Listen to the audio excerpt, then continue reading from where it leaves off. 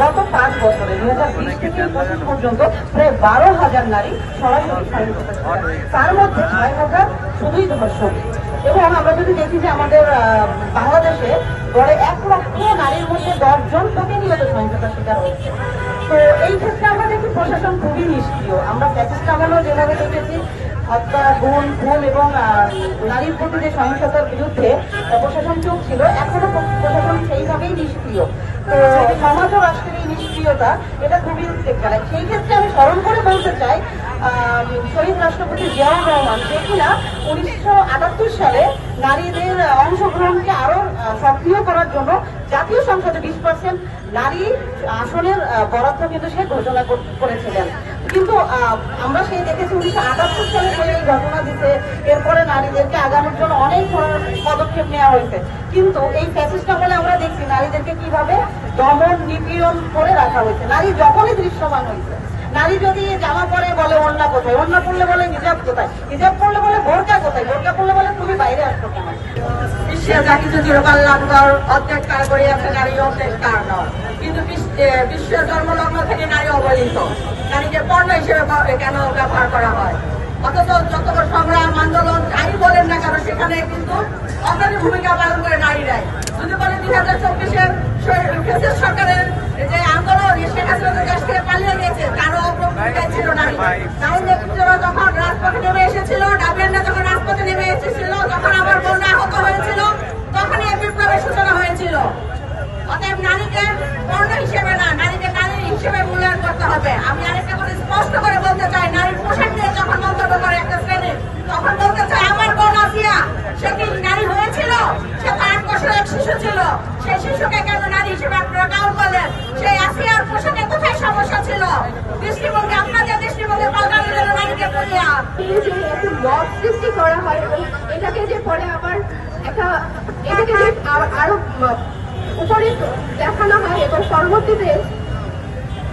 পরবর্তীতে যেহেতু এবং বিভিন্ন মত সৃষ্টি করে যখন সেটা প্রতিবাদ না করে একজন আসামিকে খালাস দেওয়া হয় এবং তার গলায় ফুলের মালা দেওয়া হয়, তখন আবার প্রশ্ন হয় একজন নারী হিসেবে যে আমরা আসলে কতটা স্বাধীন হয়ে থাকতে পারছি। এটাকে আসলে স্বাধীনতা কে বলে কিনা? তোমাকে পাওয়ার জন্য সেই স্বাধীনতা তোমাকে পাওয়ার জন্য আর কতবার ভাসতে হবে রক্ত গঙ্গায়, আর কতবার দেখতে হবে খান্ডুতার।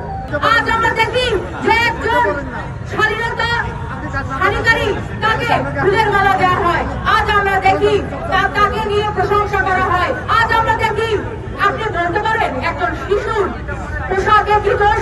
আপনি বলতে পারেন বাংলাদেশে, এশিয়া মহাদেশের মধ্যে কেন নারী নির্যাতন, কেন বাল্যবিবাহে আজ বাংলাদেশ র্যাঙ্ক করেছে প্রথম?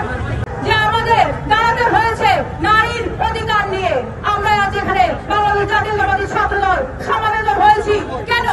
একটাই দাবিতে, যেন আমাদের মা বোনেরা সহযোদ্ধারা রাস্তায় ঘরে সেফ থাকে।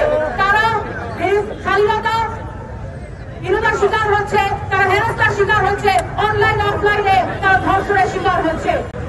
এই জুলাই অভ্যুত্থান পরবর্তী স্বাধীন দেশে আমাদেরকে যখন নারীর নিরাপত্তার জন্য রাস্তায় দাঁড়াতে হয়, তখন আমাদের খুব কষ্ট হয়। আমাদের খারাপ লাগে যে আমাদের নারীর নির্যাতনের এই বিচারের জন্য আমাদেরকে রাস্তায় দাঁড়াতে হয়েছে। অথচ আমরা দেখতে চেয়েছিলাম একটি সুন্দর বাংলাদেশ, যে বাংলাদেশ হবে নারীর জন্য, যে বাংলাদেশ হবে সবার জন্য, শিশুর জন্য নিরাপদ। অথচ আমরা দাঁড়িয়েছি ধর্ষণের বিচারের দাবিতে, আমরা দাঁড়িয়েছি প্রচলিত যে অত্যাচার হচ্ছে সেই অত্যাচারের বিচারের দাবিতে আমাদেরকে দাঁড়াতে হচ্ছে। আমাদের জাতীয়তাবাদী ছাত্রদল আমরা আজকে এই মানববন্ধনের মাধ্যমে সবাইকে জানাতে চাই যে এই যে বাংলাদেশে যে বিচারহীনতার একটি অবস্থা যে প্রচলিত হয়েছে, এই মত তৈরি হচ্ছে, এই মতের বিরুদ্ধে আমরা এই বর্তমান যে অন্তর্বর্তীকালীন সরকার আছে তাদের কাছে আমরা সর্বোচ্চভাবে দাবি জানাতে চাই যে দ্রুত সময়ের মধ্যে এদের বিচার নিশ্চিত করে আমাদেরকে নিরাপত্তা দান করতে হবে, আমরা যাতে ঘরে, বাইরে এবং সব জায়গায় সর্বোচ্চ নিরাপদ অনুভব করতে পারি। আমি এই স্বাধীন রাষ্ট্রে ধর্ষণের বলিদান হতেও পারি, কিন্তু কেন? আমার প্রশ্ন, এই জুলাই অভ্যুত্থানে আমার 6 বছর বয়সী ছোট্ট শিশু বোন রিয়া যদি এই জুলাই